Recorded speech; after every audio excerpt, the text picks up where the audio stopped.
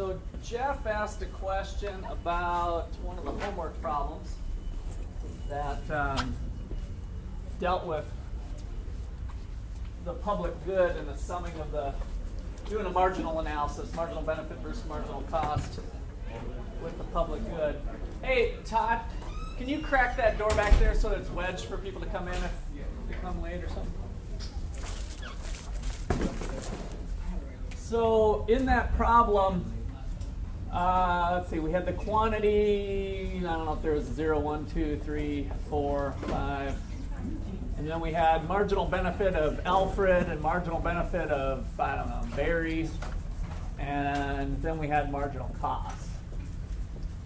And was the marginal cost schedule increasing, Jeff? Do you remember? I can't remember if it was, or was it constant?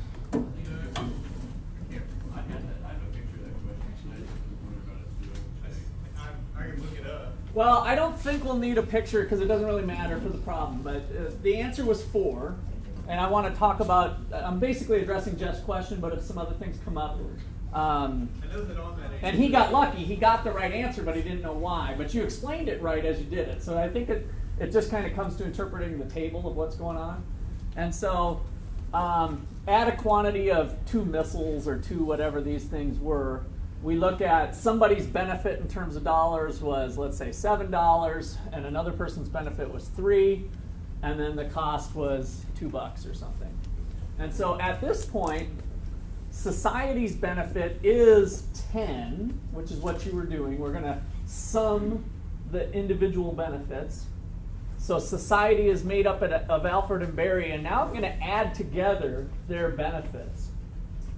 Which sounds a little weird at first, but why can I add their benefits with the public good? Because it's non-rival, right? They are both sharing the good at the same time, or they're both able to consume the good at the same time, and therefore Barry's benefit of the good does not detract in any way from Alfred's consumption of the good, right? So they both get it at the same time. The cost was the cost per unit of that good. So you don't need to do any summing or anything over here. That is the cost of the second missile is $2. The benefit society gets is $10. Should we buy the second missile? Yes, because the benefit to society is $10. The cost is $2. That's a good deal. We're getting that cheap for the benefits to society. Now, one thing to bear in mind is that we're not talking about taxes and other things of how we get it, but we're identifying that we should get it, right? That would be allocatively efficient thing to do is to get the second one. Then the third one, the law of diminishing marginal benefits kick in. The third missile doesn't give me quite as much satisfaction as the second one. And so for Barry, let's say it goes down to 6, and for Alfred it goes down to 6, and for Barry it goes down to 1. 6 plus 1 is 7. Even if the cost was increasing to 3, should we buy the third one? Yeah, same thing. So now we've got the law of increasing cost kicking in. So this is, remember, is in the production of missiles. So that if we're a missile manufacturer, my costs are increasing at the margin for all of the reasons we talked about in Chapter 11. The law of increasing cost, the law of diminishing returns, the relationship between those two. So these numbers are climbing. That concept is different than the law of diminishing marginal utility that says each additional Oreo cookie I consume gives me less and less benefit. The first Oreo cookie, the second, the third. The law of diminishing marginal utility gives us this concept of, for Alfred, each additional missile giving less and less satisfaction, and therefore the willingness to pay is falling, creating Alfred's demand for missiles. Barry's demand for missiles, same thing's going on. They're different people, so they value the good differently. Because of non-rivalry, they share it, and so we're going to add their willingness to pay together to reflect society's benefit of that good. So the third missile brings in $7 of satisfaction to society. It only cost me $3. Should I buy it? Yes. All right, so then we got the same thing going on here. Let me do one more here. Let's say this is 5. Again, I'm not following exactly the numbers that were in this. Let's say this guy drops to 0. And then the marginal cost climbs to 4. Should we buy the fourth missile? Yes, it's still, even though Barry's not getting any benefit, somebody's getting some benefit, and that benefit, since they share it together, society is still seeing an improvement from the fourth missile because there's $5 of satisfaction to society, and the extra missile only costs us $4. That's a deal. Let's do it. Let's buy another missile. Let's add another missile to our inventory. Then finally we get to the fifth missile, and this drops to 3, and Barry stays at 0, and the missile climbs to 5. Should we buy the fifth one? No. So I think part of maybe what threw Jeff, if I'm interpreting him right, is we didn't have it be equal. We didn't have marginal benefit equals marginal cost perfectly. Is that part of what threw you at all? I think so. It seemed like it. That would be the allocated efficiency, right? Yes. So that's what I was looking for. What I needed to look for was just where it became inefficient. Where it became inefficient, and then back up one. Yep. Now what we're really tackling in kind of a hidden way is a little discreteness problem that we can run into in economics. So we've got a marginal cost curve, marginal social cost curve going up, and a marginal social benefit curve going down, and that number is falling on 4.3 missiles. And so should we go to 4, should we go to 5? We can't break a missile in half, we're assuming. We can't have a 0.3 of a missile, and so we're backing up to the number 4. Especially in a multiple choice problem where it becomes maybe a little bit easier to do that. Okay? Questions or comments there further? All right, so today we continue on our journey with a related topic of externalities. And I want to take this time to kind of give you a general overview. I think I'll erase this.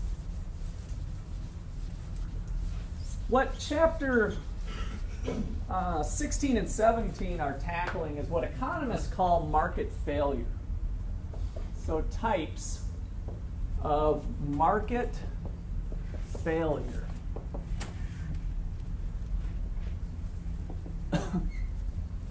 And what that means is that it's the failure of the free market, free from government intervention, the failure of the free market to bring about the allocatively efficient quantity.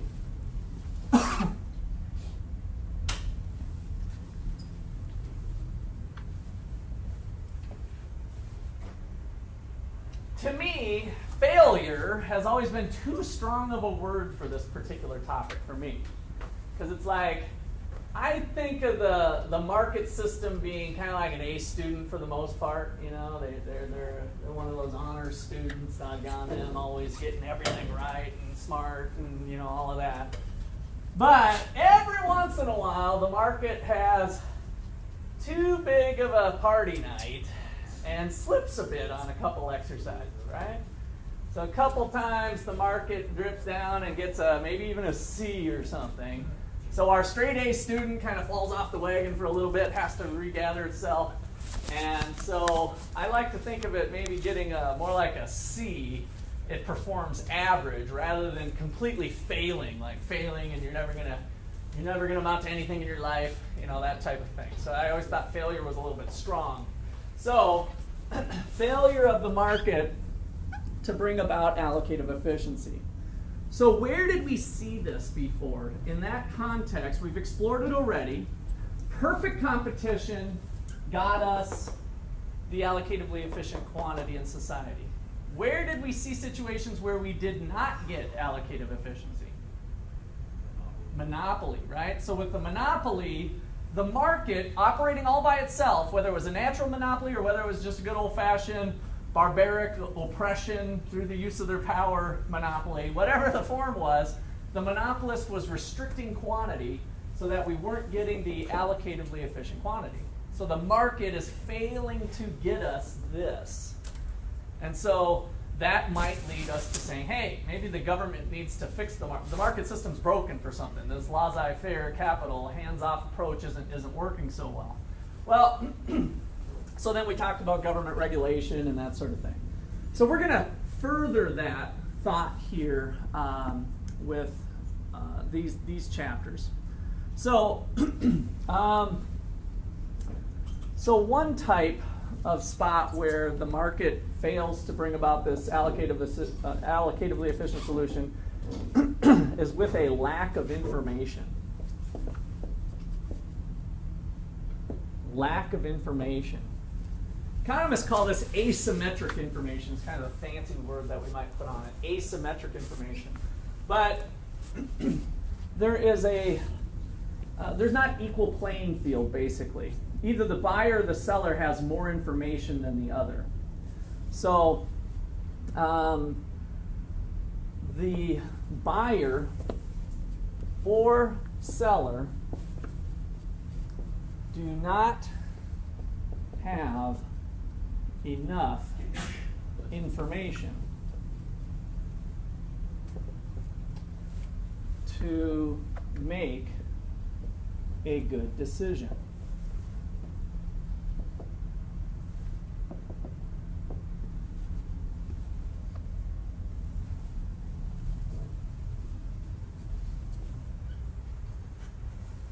So let's talk about used cars. Who's got the information advantage with the used car transaction, a used car sale? The who? The dealer or the seller, right? So the seller knows if it's just a Craigslist deal, they know that little quirk that it does every time you get up to 55 and that little shake or little shimmy that it's done. They know the previous history. They know a lot more than what the buyer knows. And so would that tend to lead to used car prices being overstated or understated to what might be competitive otherwise? Overstated, right? So the seller can kind of take advantage of that and say, hey, this is a really great car, you know, blah, blah, blah. And maybe other good cars of good quality are selling for $7,000. This one, with the problems that it has, should really sell for $6,000, but the seller is able to maybe hide that efficiency, depending on, you know, not bringing in ethics and all that kind of stuff into it. We might see that being too high of a price. So we can also then think about that being, are there too many of those cars being sold or too few? Would that lead to too many being sold or too few? Or would they get sold either way? It's just the price. Too few? So we'll look at that a little bit closer as we go through, but I want you to be thinking about quantity and price as we start to think about this one.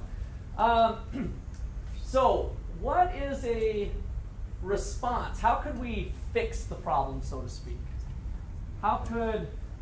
Why is the free market not bringing about allocated efficiency? What's the fix?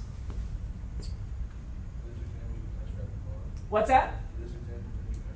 Okay, yeah, so getting to know the car better, test driving the car, opportunities to do it rather than just buying it like sight unseen, which is a normal process, but you're right.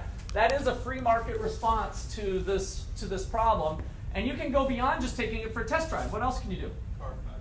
Carfax, what else? So that's true too, yep. Inspection, yeah, bring it to an auto mechanic and have them actually run a test on it, and they can go through a 10-point, 14-point, 22-point check, you know, whatever they're marketing. So we can get that information. Now that information costs money, right? So if we bring it to a mechanic, if we go to Carfax, there's going to be maybe some fees associated with that. But those would be maybe some free market mechanisms to try to eliminate the information asymmetry. What would be a government intervention to do something? Laws. What's that? Lemon laws. The lemon laws. Yeah, what do you know about those? The dealer has an obligation. Things like the law requires a 30-day. Okay, good. Yeah, so the dealers, so picking on the dealers, which doesn't totally solve the whole problem, right? Because we have for sale by owners, but they thought maybe we could impose on dealers a restriction to disclose. And then they also added this 30-day period if they didn't disclose a defect on it, that the buyer can bring it back. And so forcing disclosure is a way that the government steps into the marketplace and maybe attempts to alleviate this information asymmetry, because we believe that having equal information leads to better outcomes. And so the stock market, we have the SEC regulations that if you're a publicly traded company, you have to disclose your books, income statement, balance sheet, certain financial statements have to be disclosed. Not only that, they have to be in a certain framework that's somewhat standardized to general accounting practices, so that a person like us can, if we might have to have a little higher level of knowledge, but we can look at company A, B, and C and put their financials side by side, and we can kind of see what these companies are to make a wise decision, right? If you got a peanut allergy, what might you be using in the form of some government regulations that is done? You have a peanut allergy. What's that? The ingredients tab, yeah. Companies don't do that all on their own. Some of them do. They put extra information. But the standardized, I don't have my bottle. I don't see any here for a profit. It's probably not that big a deal anyway. But you guys are very familiar with the food labels, right? What kind of information shown there? Calories. The calorie counts in about the same spot on the bottle every time. It's not like the company has the choice to choose to display it in different spots all over. So something fairly standardized to alleviate that lack of information. Okay, questions or comments there? So lemon laws, let's just put on here, is the thing, some rules on disclosure that have to be followed. I was in the housing market. I had my real estate license for a long period of time, and there is something called the seller disclosure statement that's required by all sellers to fill out. It's a fairly lengthy 3-page small fine print of, have you ever had any problems with the roof? Have you ever had any problems with the furnace? Have you ever had any water in your basement? Have you ever had any electrical problems? Have you ever had any plumbing problems? On and on and on, a bunch of questions like that. Every seller in the state of Kansas or the state of Iowa or other states, I'm familiar with those two, I think it's nationwide, has to fill out that form. And this is prior to the two parties negotiating on price. So the idea is, hey, you guys are free to negotiate. Buyer, you have read what the seller has disclosed. And if you guys strike a deal together for $135,000 for this house, it's on the grounds that we've had equal information for both parties. And there still might be some contingencies involved. But then if something comes up, the next rainfall like today, and the new buyer came in and there's water in the basement, and they pull up and it says never had a drop, but yet there's 2 inches of water in the basement, now we've got a suit. We have it in writing that the seller said this place doesn't have any water in the basement. And so if it can be shown that they really withheld that information, they lied on the sheet, now we can take them to court and have them pay to fix the basement to make it dry. So we've established property rights in terms of the negotiations, and that creates a much more efficient exchange between the buyer and the seller. Yeah, I mean, that's another example of false advertising. Yeah, and we got to be careful when we do false advertising can be outright fraud or lying, right? And so we are kind of doing that by having them put that on the form and disclosing that if they didn't put it down, are they lying? Well, omitting something of what in the real estate business we call a material defect, a material adverse fact, something that would normally affect the price. If you omit that, then you've committed wrong in terms of being able to have to pay for that item. So it's not good enough to say, oh, I didn't know. Well, you've lived there for 5 years, and you probably do know what's on there. So you'll still be held responsible. Whereas fraud, and then you're outwardly lying about it. Okay? Anything else? Comments or questions there? All right, so number 2, we talked about before. Public goods. Public goods are non-rival and non-excludable. And we tend to have public goods under-provided by the market if they're provided at all. So what we worked through last week was situations where if we have one rich guy that has enough money to be able to afford a couple missiles, the optimal amount of missiles might be 100 missiles if we could get Alfred and Barry and everybody to chip in. But if they don't have enough demand for it, if their willingness to pay is lower than what the cost is, like we saw with my little example at the top of the hour with Barry, eventually there was no extra benefit and the cost was too high, then they're kind of out of the market, even though they're still going to reap some of those benefits. And so our conclusion that we had here was over provision.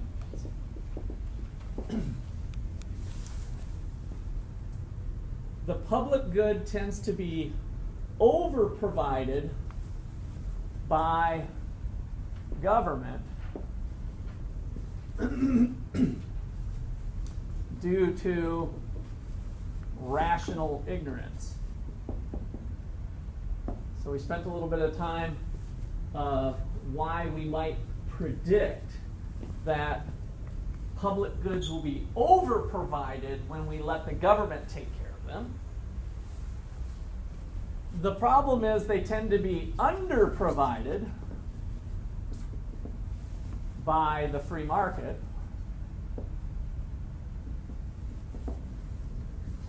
because we had stuff like the free rider problem.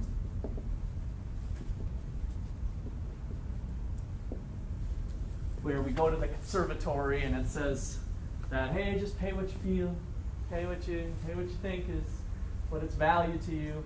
Well, you might tend to underrepresent your preferences and free ride on some other rich donor that put up most of the funds for the conservatory. And so public goods tend to have this free rider problem, which leads to them being under-provided by the free market. So we have to try to find balance out there in the real world, right? The answer isn't always knee-jerk, oh, let the government buy it. Yeah, the government can do it. Let's just fall back on the government. Because then we can fall into going the other direction, that too much of this, government's getting maybe too big, the budgets are too big. Why is this thing out of control? If we really need the 100th missile, or whatever, now we've kind of learned why governments might tend to over-provide that stuff. So, our last category is really the focus of, any questions or comments on public goods? You guys just kind of came right out of your stuff yesterday and over the weekend for that.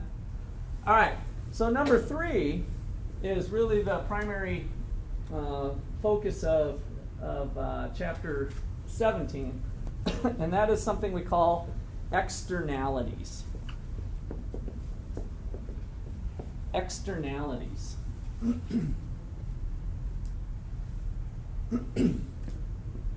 So an externality is an external cost or benefit borne by a third party not directly related. An external cost or benefit borne by a third party not directly related to the transaction.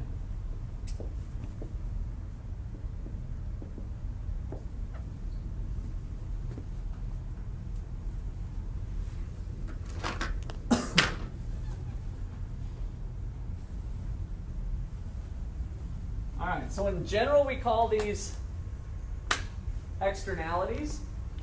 If there's an external cost, we call it a negative externality.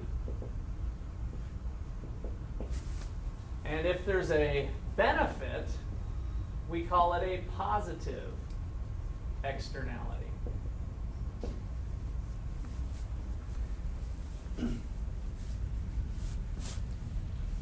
Yes, Dirk? Sign a sheet, thank you.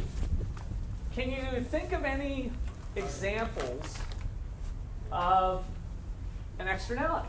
A garden. A what? Garden. Garden. How so? You can put all your work into the garden, but you have somebody to pay for it. Okay, good. Yeah. So at your house, if you put in a beautiful garden, you paid all the costs to the nursery, that you got your landscaping and all your flowers and all of that. You're the one who's put in all the time, putting maybe a few pesticides, unless we're all organic, then we got some sort of organic stuff to try to take care of the bugs, right? You've done all of that, and passerbys get to enjoy it too.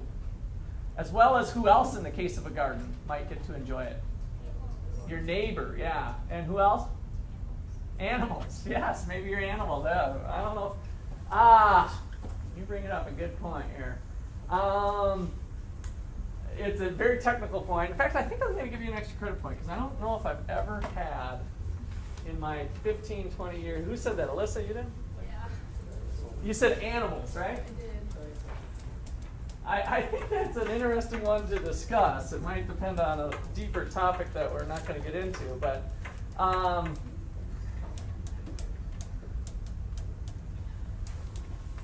economists are in the job of looking at people, okay?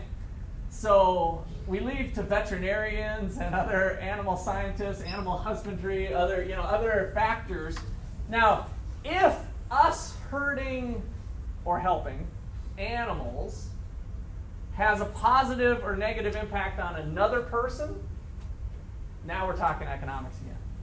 But I just want to kind of make a distinction that economics is about people. It really always comes back to humans interacting. And so if another human is affected by me helping or hurting an animal, now we're back to the economics world.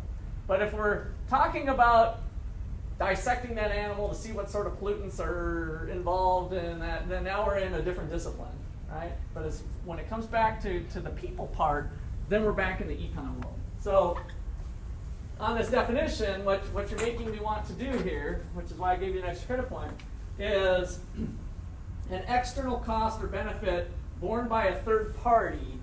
This would be an individual person or group of people, not animals, directly anyway, unless through the chain of events that I have. So thank you, that was good insight. So this is kind of a people connection. Todd. So someone would have trained seeing eye dog, and seeing eye dog would be a black person. That's an externality. Okay, say that again. If you get a seeing eye dog, someone trains a seeing eye dog. Yep. Seeing eye dog would be a black person. Is that an externality? No. I would say in general not, because somebody, maybe not the blind person, if they're on maybe some federal assistance or something else, that there's some sort of free program that they're getting the dog for free. They wouldn't necessarily have to get it for free. And we do know that somebody paid for that seeing eye dog, the training of it, right? There was a real staff, there was real resources in society tied up in getting that dog trained. So the transaction between the blind person and whoever prepared the dog, whether the blind person paid or not, right? That transaction, the benefits of the seeing eye dog are incorporated, are borne by the blind person. Now, we could maybe make a little bit of a stretch here. If we keep blind people from walking out into traffic and causing problems for other people because they don't have a dog to let them know that traffic is coming, we're starting to stretch it a little bit, but we'd be a little bit into the externality world then, right? So us as society are getting some benefits of a person having a seeing eye dog. So there's a little bit of a stretch, but that's a little bit of a long one. So I wouldn't say it's a perfect example. Okay, good. Other examples, yeah? I have some questions about the garden. It could be a cost and a benefit? Okay, yeah, good question. I did mention the word cost. The garden would be a benefit most likely. On average, gardens would be a benefit. It could be a negative externality if what? Let's kind of stretch our minds into a garden being a negative for somebody. Blocks of view, maybe, okay? What's that? Allergies. Yeah, that's the one I was thinking of. How about bee allergy? If the garden has beautiful flowers, which brings all the bees in, and now that person's allergic to bees. Could be a negative for them. So this is another good thing to discuss, that any activity might have some positives and negatives associated to these third parties. And when we're really looking at an externality, whether it's negative or positive, are more people bearing a cost or are more people getting a benefit?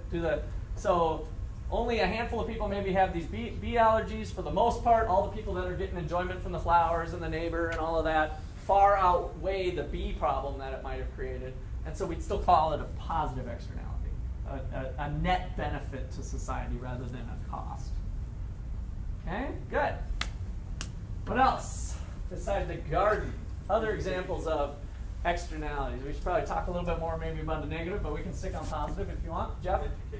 Education. Okay.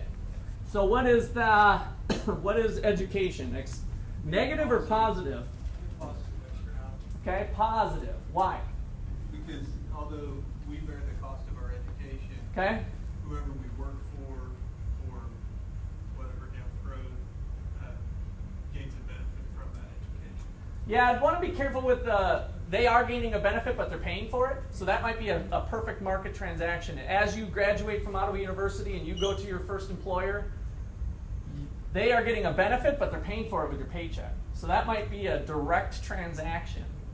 So what kind of benefits from education go about to third parties not directly related to that? So again, and then just to clarify the education thing, you're absolutely right the way you said. You are buying your tuition, getting your education so that you can get your degree, so that you can go to your employer and get a job and have that. So where's the third party business enter in? So people become more educated and they vote on things that impact Okay, people. good, yeah. So in general, we could probably summarize it as we kind of believe that it'd be better to have a collection of smart people in society rather than dumb people, right? That might be a better place to live because of innovating new things, possibly. Crime tends to be negatively related, depending on how I phrase this, but less education in an area tends to lead to more crime. So that would be something that would affect you. You're a third party, so by that person going to school and being a productive member of society helps you too. Good, so that's the external benefit side of it, are the benefits we accrue from not being a part of the transaction. Okay, let's get some negatives. Give me an external cost of some sort. I'll come back to you, Todd, in a little bit. Smoking, yeah, smoking's a classic one, right? So smoking, now wait a second, that doesn't seem bad. I go to Philip Morris, buy my Marlboros, suck it in, I die of cancer. That's no problem there. So a bad outcome is not a negative externality. A bad outcome of you dying because of lung cancer is not an externality. So just because you get a bad outcome doesn't mean it's a negative externality. That's a common mishap that students have on trying to understand this. What about the secondhand smoke? The secondhand smoke, that's the externality. Yes, thank you. Right? So we've got the externality not being the person who bought the smokes and is ruining their life and their lungs with the smoking, but it's their little baby that is in the house with them as they're saying, oh, she's so cute, blowing her right in their face and stuff, right? Then that little baby having some negative effects, or possibly while the baby was in the womb. That's another big one, right? So we have that big anti-smoking campaign. So all kinds of things. Those would all be, the little baby is the third party that's not directly related to the transaction. Now, secondhand smoke became such an issue, politically anyway, that there was some laws changed. What kind of laws have been changed over the last 20 years? Smoking in restaurants, right? So that's one. Unless you live in Missouri. How many Missouri people? Well, you gotta love those Missouri people, right? I was surprised. I went to visit my brother, cutting through the whole great state of Missouri, and stopped in St. Charles at a restaurant. And I think it was kind of a bar restaurant. I don't know what exactly the rules are, but they still had the old school smoking section, and somebody was smoking. Is that true in all restaurants? Not all of them, but most of them. I Okay. Was it a restaurant bar place or was it? So usually restaurant bar places, they go by your liquor sales. Like if you have liquor and food, or so if you, I'm just curious, if you have straight food, if you're the Waffle House or something, We had both.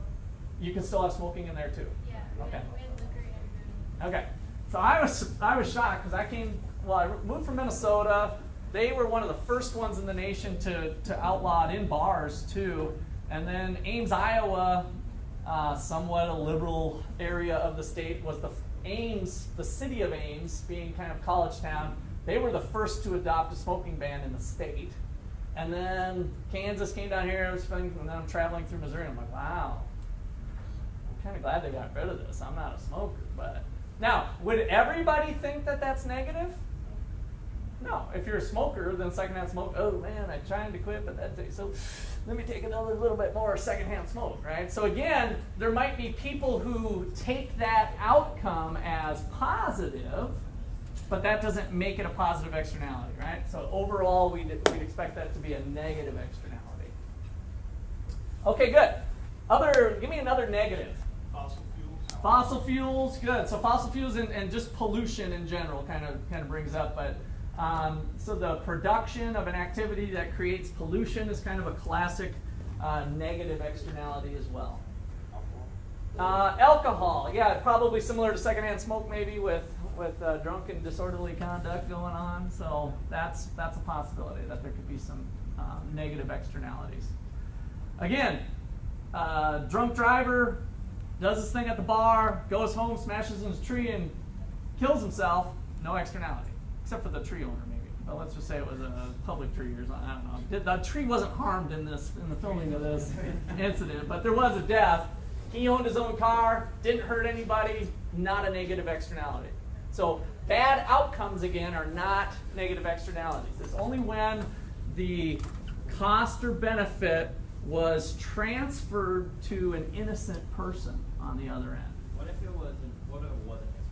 What if it was like his friend's car? Well, him and his friend had a transaction, unless he stole the car, but that's even a different story, that he was able to use his car. So his friend took on risk that he's an idiot and he drinks a lot, but I'll let him use my car anyway, and he absorbed the cost of that. That's how I interpret that. Okay, good. So what does this look like then in our market? Let me, I'll write down some of those positive and negatives here so you guys have them in your notes. So let me write, I guess, a few of those. So examples of external benefits. So what do we have? We have the garden and education.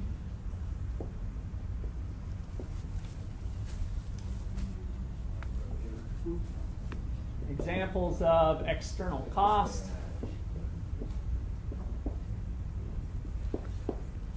We have pollution,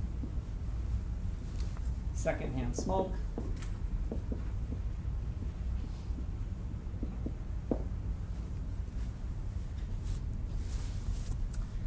and let me lastly just put on basically the key point to all that.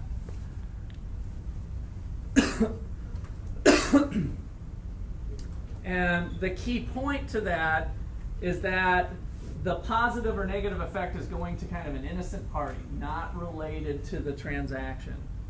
So we have quote unquote innocent individual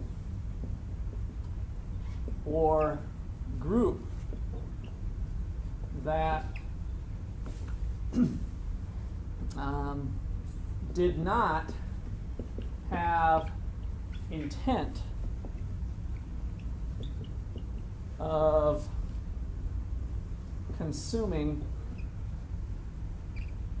the good or its side effects. Sorry, I got a little low down here. So innocent individual or group that did not have the intent of consuming the good or its side effect. So the secondhand smoke, we've got the little baby here. The education, we don't have the individual that got the education, but we got the fact that other people less likely to have crime and innovate.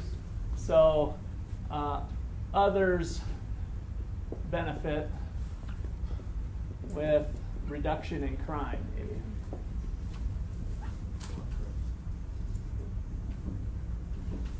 The garden, we had the passerbys and the neighbors. They didn't pay anything. They're the ones that are getting the external benefit.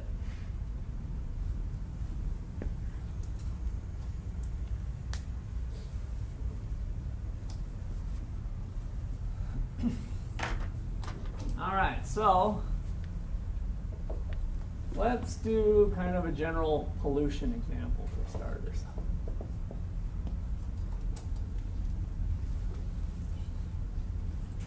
So we're going to start off by just doing what we did in chapter 3 with, maybe I already gave you here a supply and demand curve. We've learned that the supply curve is the marginal cost curve.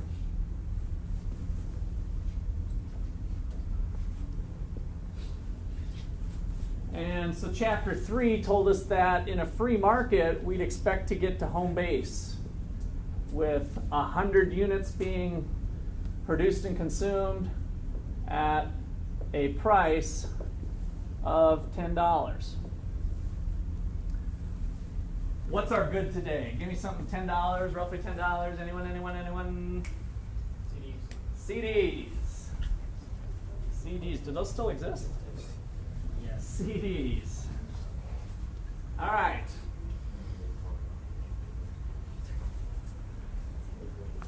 What is the demand curve? Marginal benefit curve. Good. So that was the picture we did from chapter 3.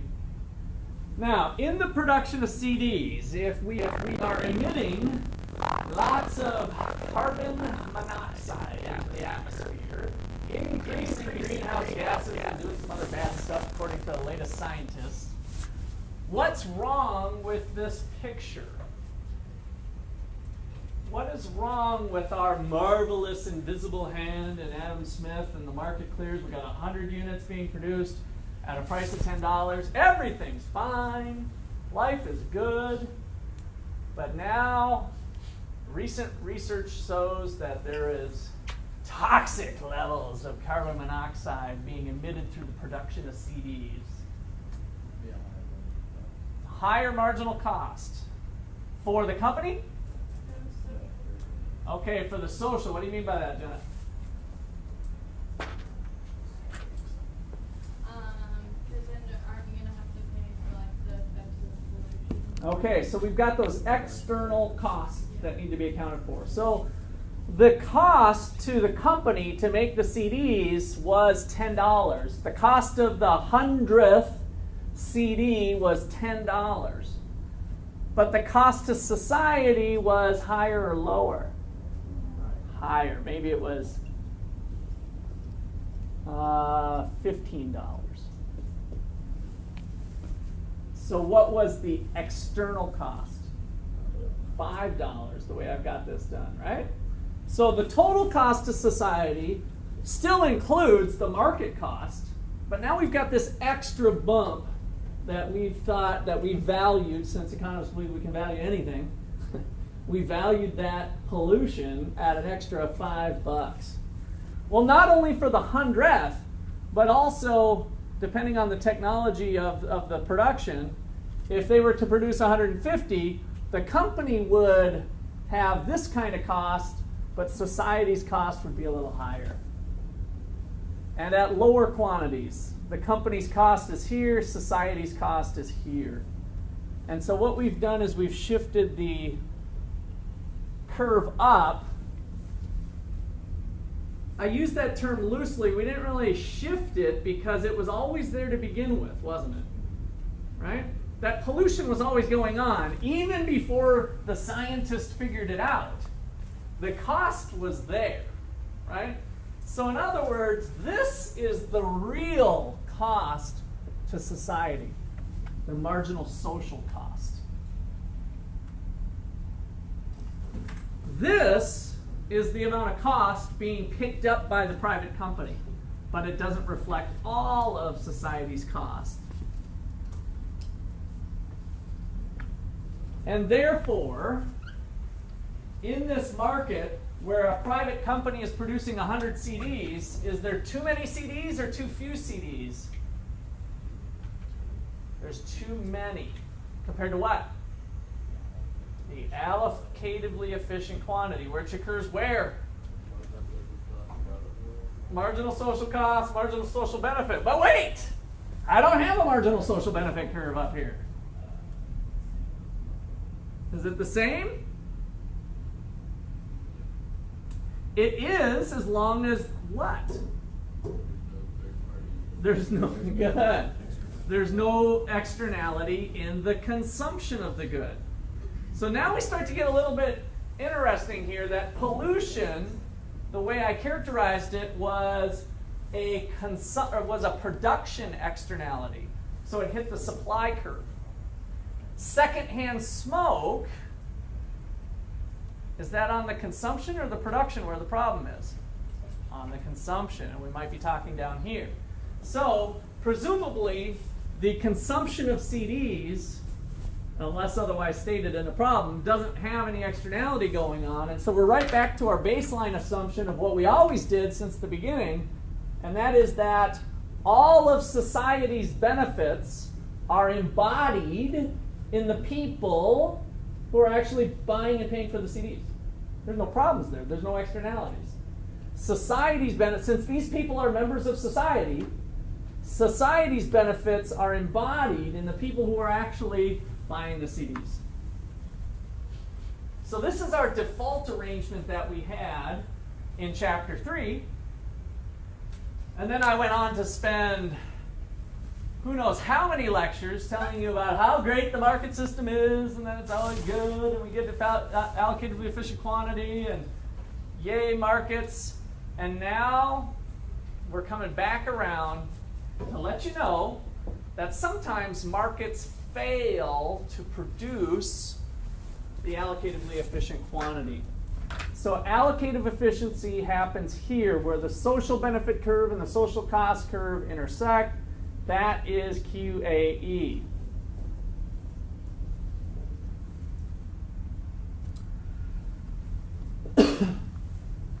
So, is there a free market solution to the problem?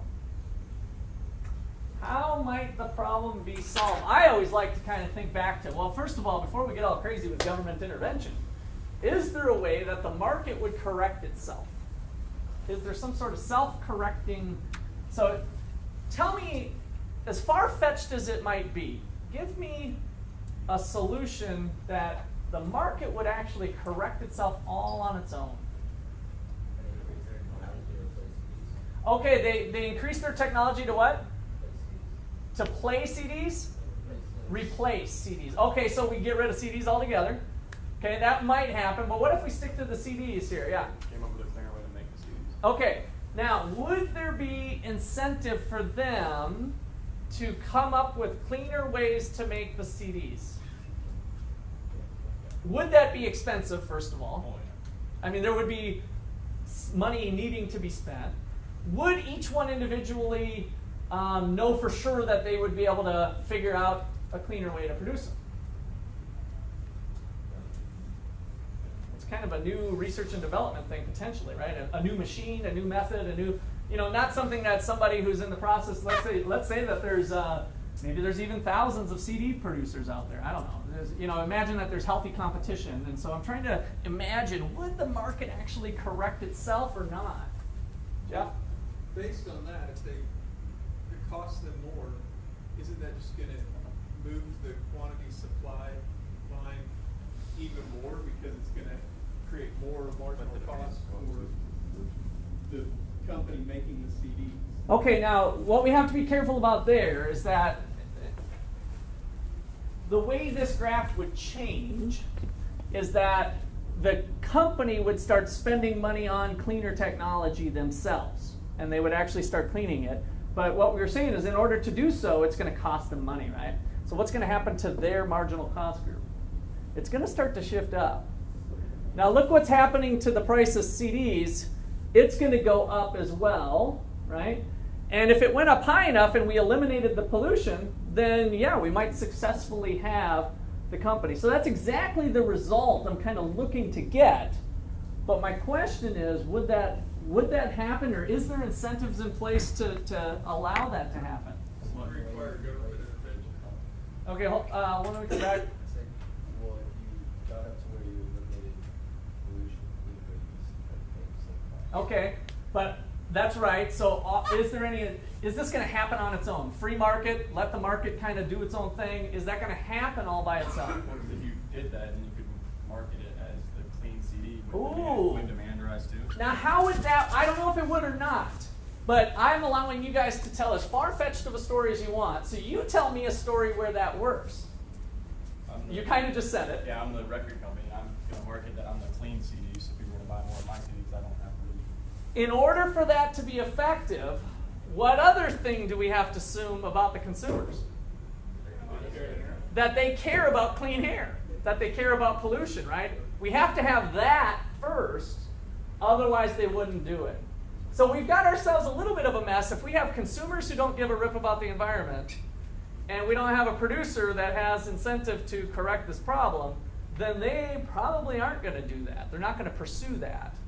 Now, what you guys are living through that you didn't even know is I think I've seen a paradigm shift of where, good or bad, you've been exposed to media your whole life that you got to conserve, you got to be environmentally sensitive, this is important in the pollution. And whether the science totally supports that in every case or not, I think we've got consumers somewhat conditioned to pay a little bit more money for something that's clean. Right? And so that in and of itself is starting to create that free market incentive for those new businesses that come in to do it in a clean way, even if they're not forced to through regulation. All right, now I said that was a little bit far-fetched of a story, but those are the things we got to think about, how the market might evolve if we don't touch it. What's typically the case is that new scientist comes out, hey, we're ruining the world, and Jeff, what did you say might happen? Government intervention. Government intervention, right? So, we gotta go to the government to fix this one. Where's the police around here? Who's gonna protect us from these evil business people that are doing it, right? So our knee-jerk reaction is to go to mom and dad and cry to them and say, you gotta fix this. When perhaps if we're patient, not saying this is necessarily the right thing, but it might shape our policy. If we were patient, the market might correct itself naturally.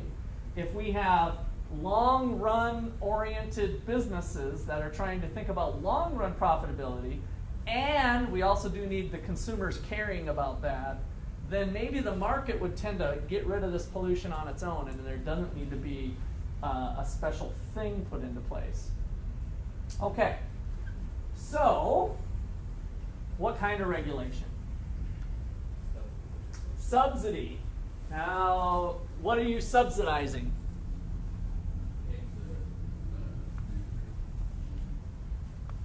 Okay, so you're gonna pay the producers to do what? Cover the cost of the pollution. Okay, so we got to be careful. If you're forcing them, if you're giving them money but having them spend on something, we're kind of doing a little bit of a double whammy is all I'm saying, right? So we might have a double whammy of you've got to do this, but here's the money to do it. So you're kind of combining a couple things there. We could do a tax, yes. So if we look at this thing, what did we learn way back from chapter 5 that a tax does? What does it do to the market quantity? Does it make it go up or down when we impose a tax? Down, right? So QT was over here.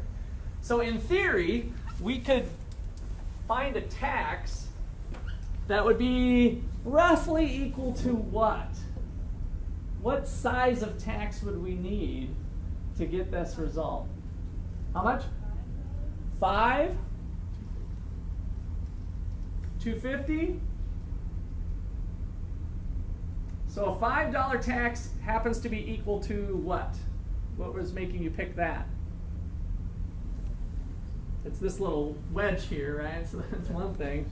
We take my little $5, which, ooh, wow, look at that. I just happen to have that perfect. So here's my tax wedge, and I'm going to come floating in. Remember, this is the real supply curve, right? This is society's one in theory, but here's the real supply curve. Here's the real demand curve. I come floating in here, stay below the demand curve, above the supply curve until I get wedged in here. And the height of the eraser represents the tax.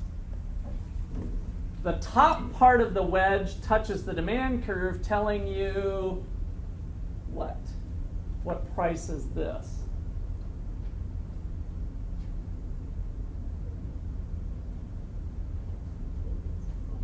And I'm not looking for exact numbers, sorry. What is the, who's paying that price? Is that what the consumer, or is that what the producer gets, or what the consumer pays? It's what the consumer pays. So this was PC, the price that the consumer pays. The bottom part of the wedge touches the supply curve, telling you the price that the producer receives, PP. Boy, you guys thought we were done with that chapter, didn't you? Now we start to see how this stuff's starting to accumulate on each other, right?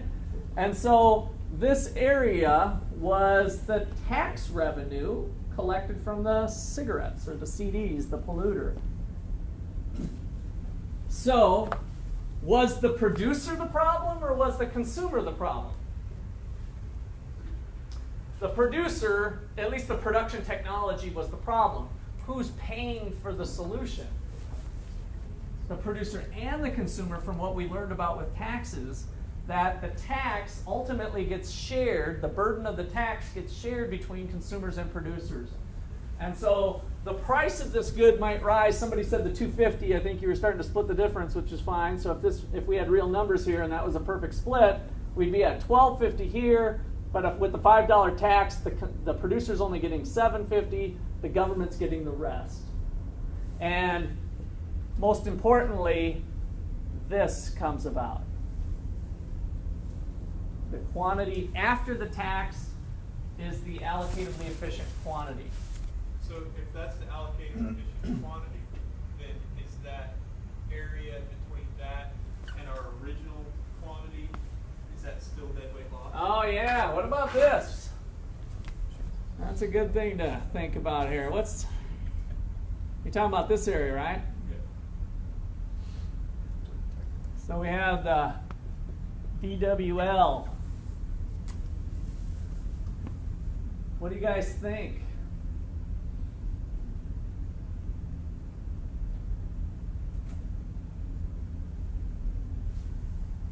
Did the government create a deadweight loss by imposing the tax?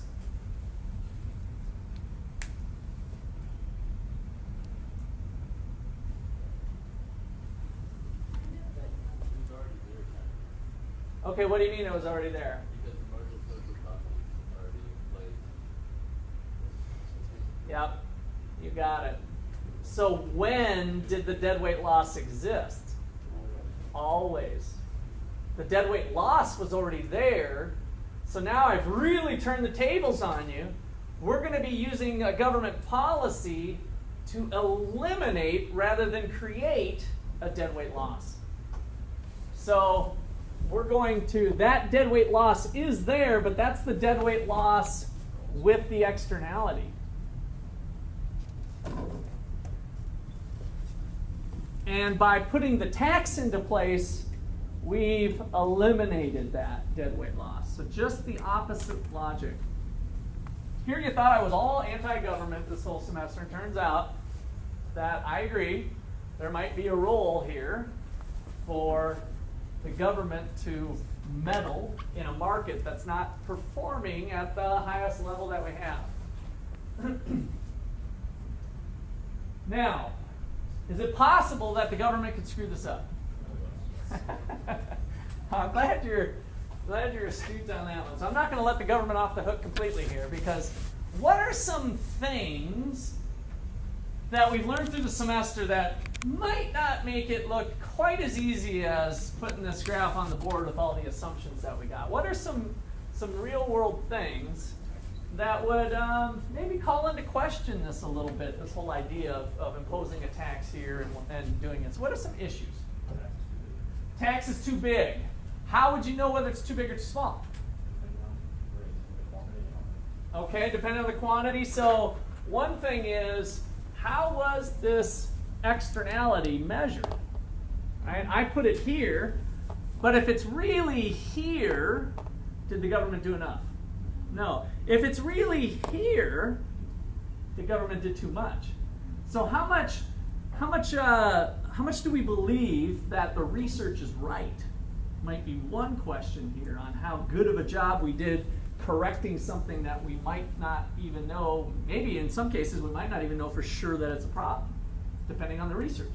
And that research might change over time. We see that happen quite a bit, where some initial research comes out with some findings that are pretty powerful, and then maybe even 5-10 years later they find out, well, we've kind of proven that maybe it's not as big of a deal as we thought it was. Sorry about that. And then the science community goes on. So that type of thing happens. So that's one danger we run with this. Okay, other thoughts on how this would play out and whether it would be good for society in general or whatever? If they're like actually using the money. Okay, yeah, what are they using this for? What's this blue area being used for, right? Is that being used for all of the politicians to take a trip to the Bahamas for a conference that they need to discuss, issues regarding taxes and fixing government problems, right? So there's nothing discussed here about who benefits from the tax revenue, right? In theory, what we learned from this last chapter was we have a benevolent government that takes this money and doles it out to the public good according to need. And so it's helping society. Well, that's a pretty tall order on what they're actually doing with the money and whether it gets to the right spot or not. We might have a bureaucracy that is so large and complex that it's pretty hard to get those dollars to the right spots. But in theory, a good place for this to be might be on, either further research on this pollution or whether it is or not. That would be good areas to go. If this is just transferred to some other member of society or given to other businesses, is that a good spot to go? I don't know. But that's an open-ended question that we don't have a lot of good answers for. What we do know is that if this was too high, if all of that's correct, maybe we're moving the right direction having it go that way. Now, any other thoughts? Jenna? Yep. So is the deadweight loss that you said was there before the government stepped in? Yep. Is it that triangle? Which one did they have? It might be. It's like right above it. Up here. Yeah, Yes. that's the Yeah, you're right. You're right. No, that is correct. Because this is the quantity where the problem was based off of this quantity, and we wanted to be here. So Jenna's right. Make that note. This is. I'll try to pretend that I used a pen like you guys did in your notes. So let's just do it this way. Let's say, oops, Russ screwed up. Actually is this area is what Jen is saying right there. Right? Yep. And it does make sense if you think about it in terms of the way we did like a subsidy or something. Remember what area that represented was there. So it's this green area. Okay, good. If it's just the green area, what does the red area represent now? Yeah, so now we've got some offsetting things going on, right? So with the red area, we're actually at this quantity though, right? And so would the red area exist at all? Now I'll erase it. You guys can keep what you have.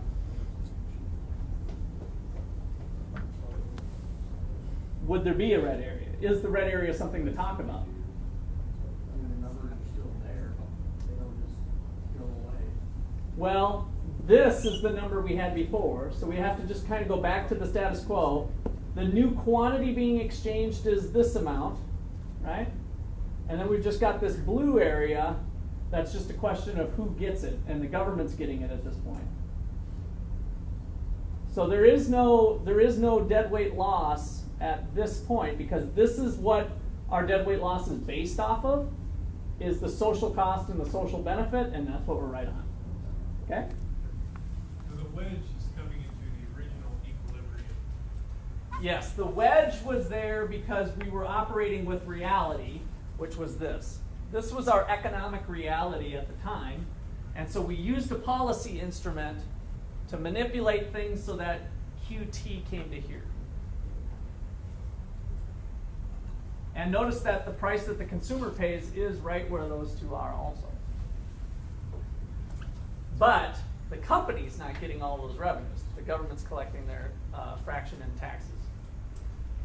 Okay, I got one other thing to think about with this quantity, or any other comments. There's one that we haven't mentioned. Well, actually, we kind of almost mentioned it. As opposed to the free market solution, if we start to pile on government regulation and or a tax, so I guess I'm kind of straying a little bit from maybe the tax case. So if government regulation was to do this a certain way, or to fix your technology a certain way, what about how the industry evolves? Could that possibly have an impact on how the industry evolves? So if the government says you got to fix this process a certain way, if you add this gizmo onto your smokestacks, then this will fix it. What could that possibly stifle, since the government gave that solution? You guys kind of said it. I guess Todd left already. I think he's the one that said it. Maybe somebody else said it. What if the government feeds you the answer? Innovation, right? Changes, like coming up with something different on your own. Does it force us down a path to where we don't get to something that could be better because we don't even go down that path? We don't go through that creative process to try to come up with a solution on our own, because we're forced into the solution the way maybe a scientist and some politicians reformed the law. Maybe it was a good answer at the time, but it might have funneled us down one solution path that didn't force us to be creative and think about other solutions. So one that comes to mind that that is somewhat argued is stuff like this. Is that the best way to bring about high-def television into your space? Is that the only way? Were there other ways as this industry started to evolve, right? So would it have been good for the government, in an effort of cost, to say that all outlets, I'm looking for my other outlet, I don't want to unplug this. Oh, well, I could plug this. Is this a good idea for this to be the standard that the government set, that this is the best way? If you go to another country, did we all use this worldwide? No. So has that stifled us from figuring out alternative ways to bring power into our homes, to bring power to our electronic devices? The fact that we were all funneled into this device, what sort of restrictions did that face on us? Now, there's lots of advantages, don't get me wrong, because as we started to move through the cell phone evolution, how many of you have the cord graveyard, where at your house there's a big old bundled wad of cords, and you don't want to throw them away because you might need that cord down the road. So my wife and I have this cabinet that just kind of gets thrown, and once in a while you need it, right? And you got to bring out the bird's nest, and you got to oh, this plug-in was for this thing that we used 10 years ago. I knew I kept this for a reason, right? So there's kind of a waste involved with having multiple plug-in devices. Now, as far as I know, I don't know this. This might be an interesting question to check. I don't think the government forced everybody into using the devices that most of you plug in, your at least non-Apple devices. And actually the Apples are the same now too. I think you can take an Apple device, isn't that right? Or are they still They're the completely same size, unique? but it's still- All Apple stuff is streamlined, I think, towards that. But so we can go across companies, and the companies have chosen to use that. Partly due to probably a response of consumers saying, I'm sick of the phone, the cord graveyard, the cord nest at my house. And so they started to change that, which created efficiencies for them too. If they could streamline from a vendor who now makes cords only a certain way, and then we eventually evolved to having the USB being the plug-in so that we can go from our computer to charging our phone to the plug-in and the wall outlet. We have those little converters where we can take USB. So the market evolved on its own, I think. Again, I haven't researched this. I think the private companies, that process evolved on its own to coming with these more standardized approaches to powering up our devices. Okay? So government mechanism, market mechanism. We gotta keep that in mind at least as we explore ways and not just have a knee-jerk reaction to go back to the having the government fix the problem. All right, so let me write a little bit of that down here as some takeaways from what we wrote up here. Let's see. Summer, can you throw that eraser up here? I need to run dual exhaust here, and this is just not working for me. Oh! Yes. All right. It wasn't quite as good. Hopefully the Kansas City Royals outfield will do a little better than that tonight.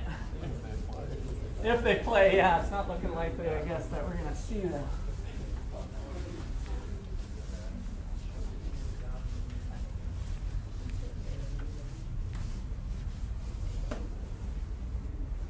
All right, so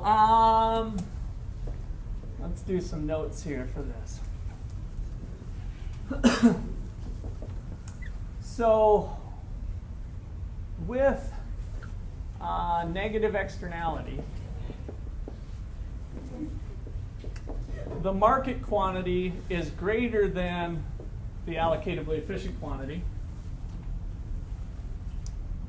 That was what we started with. With the negative externality, the market quantity is greater than the allocatively efficient quantity. And the government could impose a tax. A tax equal to the external cost. So here's the thing for your homework exercises and tests. In theory, if the government sets a tax equal to the external cost, then, so they could have QT, the quantity after the tax, equal what's allocatively efficient.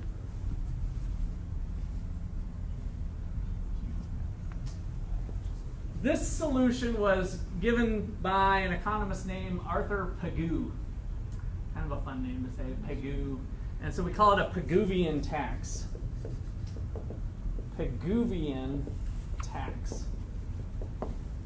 Fix the market by setting the tax equal to the external cost. No, there's not. That's a U. Pagoovian. Apparently, I don't know why it's not Pagooian. I guess that's too weird, but they call it Pagoovian, I think. I'm wrong on that. Might have to look.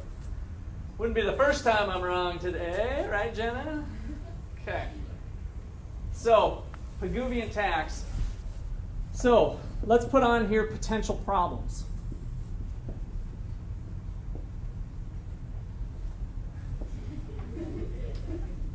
Potential problem. Do we know the external cost? Do we know the external cost well enough to create a tax on it. So that might be a problem or a question. We might get too big or too small and screw things up. So too big or too small, too big or small, can cause inefficiency.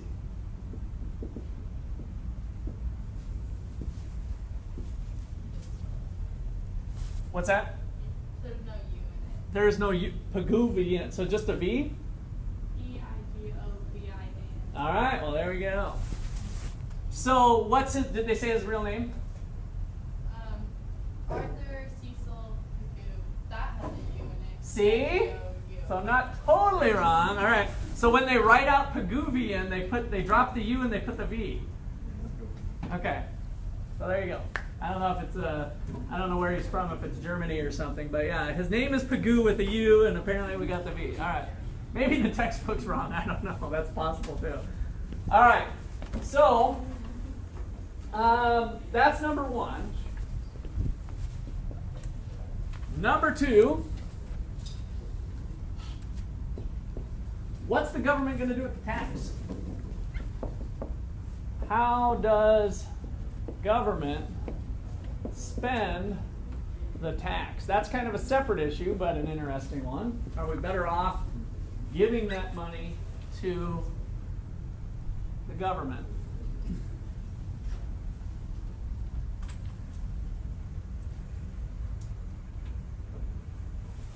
Now, how could we set something up that might be better than just a tax in terms of addressing this issue right here? How does the government spend the tax? What if we're wrong, maybe? But especially this one. What's another type of, how could the government intervene and maybe eliminate this issue?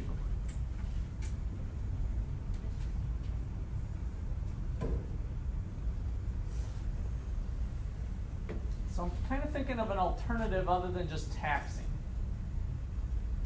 Remember the story. The producer's making CDs. While they're making CDs, they're polluting and causing the externality. Limit their quantity to the UAE and then pay them for the difference. Okay, so we could set a quota, right? So a quota equal to QAE would actually solve the problem, right? Now that has a little bit different implication on other things. And then the problem with that might be, does the government really know what that quota amount is to be allocatably efficient? But you're right. From this standpoint, if they imposed a quota, that might work. Jenna. Would it be like charging the producers that they like, if they are causing pollution, charging them, like the government charging Making them pay for the pollution? That'd probably be similar to a tax in a sense. But that's a possibility. If the government charges them according to how much they pollute, that would probably be back to the tax thing. Well, if the government, again, this is an if. Did you have something to add? Oh. If the government imposes a regulation that says you can pollute, but you can only pollute up to this amount, it's just too much. How has that changed the dialogue? How has that changed the behavior? So the government says, this amount of pollution you can't do anymore. What is the business forced to do? Produce less on their own, or find alternative ways, right? Find cleaner ways to produce it, which might be an investment in and of itself. So one alternative to this question is that we just force the companies to spend money on the alternatives. And I think some of you guys raised this as a possibility. The marginal cost curve comes up, and maybe we get right back to here, but it allows this possibility of the aha moment that I found a better way to innovate my production technology to keep within the government standards of a certain amount of pollution, right? So that's changed things a bit. Rather than just letting the old system go on, I've changed the way it's administered. So how does the government spend the tax? That's kind of a question. We could impose restrictions, we being the government. Could government impose restrictions and allow the companies to spend money on cleaner alternatives? That would take the money out of the politicians' hands, put it back into the private sector's hands. The companies might complain that, hey, the research isn't even conclusive that we're doing that bad to the environment. Again, that's kind of a gray box as far as whether they scientifically know for sure that that's a problem. All right.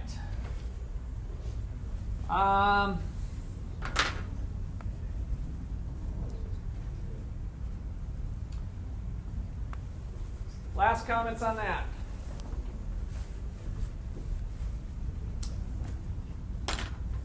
All right, so let's see.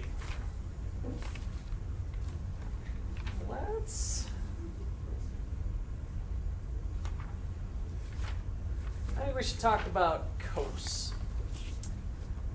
So I'm sure you're all aware that the Nobel Prize in Economics was announced this morning. Everybody knows that, right? Common knowledge out there, I'm guessing. So what we're going to talk about next is by a Nobel laureate, not the one who won today. I think he won in 1993 or something. Today, the guy who won the Nobel Prize in Economics did some stuff that we just came out of. So he did game theory stuff, and he applied it to big companies on whether that's how we can get efficient solutions in society even if we have just a few players. Like if we're down to railroads, he specialized in telecommunications. I'm just feeding, by the way, I didn't know who this guy was, but I'm feeding the story that I heard this morning, and it was very relevant to what we just came out of with his work in game theory and strategic behavior of a few firms, and how maybe the government might change the rules of the game so that we get better outcomes with big companies. And so that was his contribution to the economics literature that earned him a Nobel Prize, which, by the way, comes with over $1 million prize money to it. So if any of you are interested in trying to chase down that path, you got a big road ahead of you, because it needs to be a pretty significant contribution to the world. But all of these people who win this, and they announce these in different disciplines. So there's physics and chemistry and all sorts of areas to honor these people who came up with something pretty cool. All right, so the Nobel laureate we're going to talk about is probably maybe my second favorite economist, or right up there in the top 5 anyway, and that would be with Ronald Coase. Ronald Coase. And this was in approximately the 1950s. He came up with what we refer to as the Coase theorem. The Coase theorem. All right, so here's the picture he painted in a journal article. He said, suppose we've got 2 farmers, or actually one's a farmer and one's a rancher, and they have neighboring land with each other. So we've got a farmer and a rancher, and so maybe we've got something that looks like this. So they're next door neighbors, but then there's this common ground that nobody quite knows whose it is or how it evolved, and maybe there's a stream or something cutting through. So we got the farmer, maybe the farmer's over here, and the farmer plants crops. There's my corn stalks here. I'll put a couple of them in here. And then we got the rancher over here, and the rancher has cows.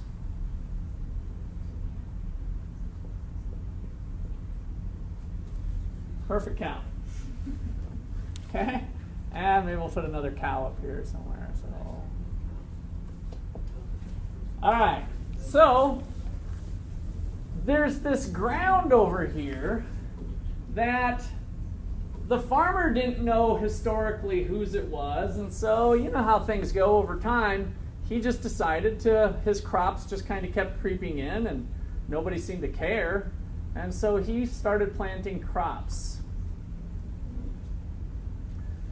Of course, he couldn't put up a fence or anything because he didn't own it. It wasn't his. He just thought he'd sneak in a few crops, and so the rancher started allowing his cattle in here too, or there was really nothing stopping the cattle. And so what would happen year in and year out is that the rancher's cattle would trample some of the farmer's crop. Wouldn't wipe it out, of course, altogether, but it would ruin some of the crop. And so each year, the rancher would have cattle roaming on it, the farmer would have some crop on it. Some of it would get wasted, but both of them found it advantageous to use the land. All right, so that's our problem. To each, the farmer and the rancher, it doesn't seem to be much of a problem because they get to use this land for free. They think it's kind of cool, and they just kind of let things play out.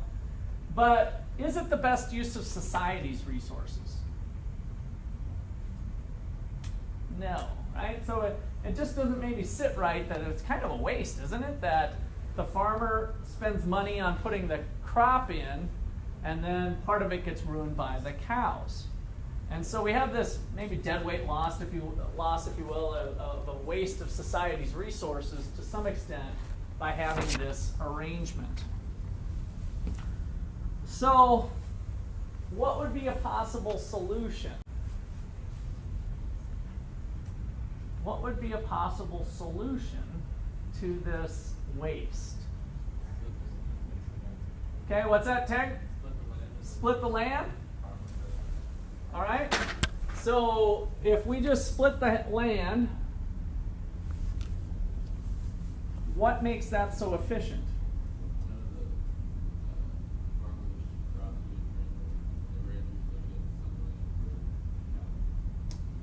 Okay, but when would there come a point where it might be desirable to have a different outcome? Would they always, so then cattle would stay over here and crop would stay over here? From society's standpoint, what if we need more beef? In other words, how would the market evolve over time to get more corn or more beef? If we have it split down the middle, what might happen? Let's say beef is in, maybe I should go with corn. If corn, they figured out how to run cars on corn, and so corn's in high demand. And then beef, well, you know that causes heart attacks. We can't eat red meat. So we got corn prices skyrocketing, beef prices plummeting, which probably isn't a very good narrative for what's really going on in the world, because corn prices are going up, causing cattle prices to go up because we got to give corn to cattle, but now we're using it for cars, and so the price of substitutes about that. But let's just tell a different story. Let's say cattle prices are plummeting, corn prices are skyrocketing. What's going to go on with this piece of land? Farmer's going to get all of it. Why? Or how, I should say, might be a better question. What's he going to do? Buys it. That might be a possibility. What else might he do? What do farmers do with their land sometimes? They rent it out, right? So renting land is a normal thing to do. What would cause the rancher to want to rent his land to the farmer? You got it. If there comes a situation where he can make more money from renting the land than he can from having the extra cows, then maybe he keeps his cows off that land and rents it to the farmer. So then he has a mechanism to benefit from the land that he owns. That particular resource can kind of derive some benefit from the rental due to the corn prices skyrocketing. Now, we always tend to gravitate towards the 50-50. But what if we give all of the land to the farmer?